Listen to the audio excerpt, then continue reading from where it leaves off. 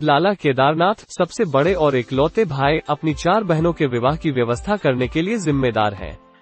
अगले कई साल अपनी बचपन की प्रेमिका सपना के साथ शादी के बंधन में बंधने से पहले अपनी प्रत्येक बहनों के लिए शादी की हठधर्मिता पर खर्च किए जाते हैं।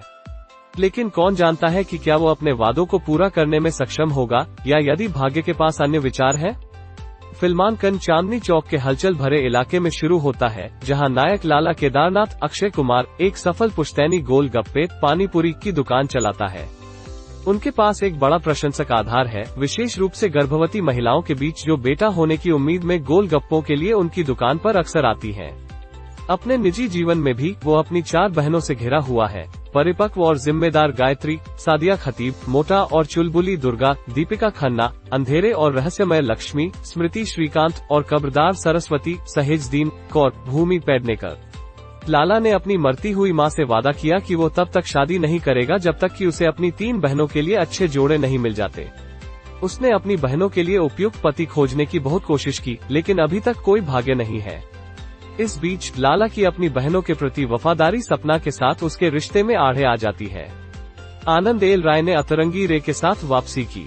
एक और फिल्म के लिए लेखक हिमांशु शर्मा, कनिका ढिल्लन द्वारा सह लिखित यह पारिवारिक गाथा इतनी सीधी और सार्वभौमिक है कि कोई भी अच्छा नहीं है। राय ने कुशलता से एक ऐसी सेटिंग तैयार की जो भाइयों के बीच के बंधन को स्पष्ट रूप से दर्शाती है। लाला की बहनों की चंचल हंसी और निकटता पहले आधे को हवा देती है, लेकिन दूसरी छमाही अधिक तीव्र और गहन हो जाती है, एक सामाजिक आलोचना के रूप में कार्य करती है। नतीजतन कहानी दोहराव और अंत की ओर थोड़ी नीरस लगने लगती है, जिससे आप सवाल कर सकते हैं कि यह कहां जा रही है। लेखन की शक्ति, स्पष्टता और संक्षिप्तता के मामले में सुधार की गुंजाइश थी। हालांकि भूलने योग्य धुनों हिमेश रेशमिया द्वारा से कहानी पटरी से नहीं उतरी है। राय हमेशा की तरह भावनात्मक निष्कर्ष और अपनी कहानी में कुछ अप्रत्याशित मोड़ और मोड़ के साथ इसकी भरपाई करते हैं। इसके अलावा वो अपनी कहानियों में प्रयास करता है और अपने पात्रों को विकसित करने की अनुमति देता है। कहानी बहुत अधिक अराजकता और बहुत सारे कृत्रिम तत्वों से ग्रस्त है जो स्वाभाविक नहीं लगते। उन्होंने कहानी में कुछ हास्य डालने की कोशिश की है, लेकिन यह जबरदस्ती और अजीब के रूप में सामने आती है।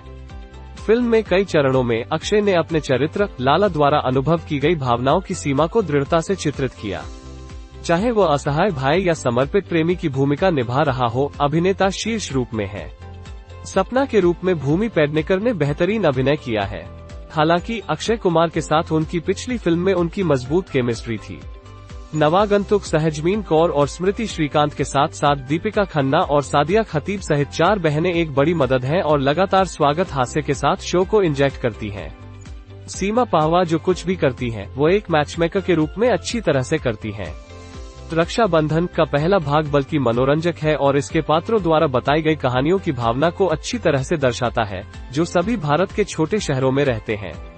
हालांकि फिल्म के 110 मिनट दहेज के बारे में एक सामाजिक टिप्पणी द्वारा बड़े पैमाने पर उठाए जाते हैं, जिसका बंधन बनाने वाले भाई और बहन की मूल साजिश से कोई लेना देना नहीं है। यद्यपि यह आपको कुछ महसूस कराने में सफल होता है, यह नाटकीय काम कहीं अधिक सुखद हो सकता है यदि यह दर्शकों की भावनाओं का बेहतर उपयोग करता।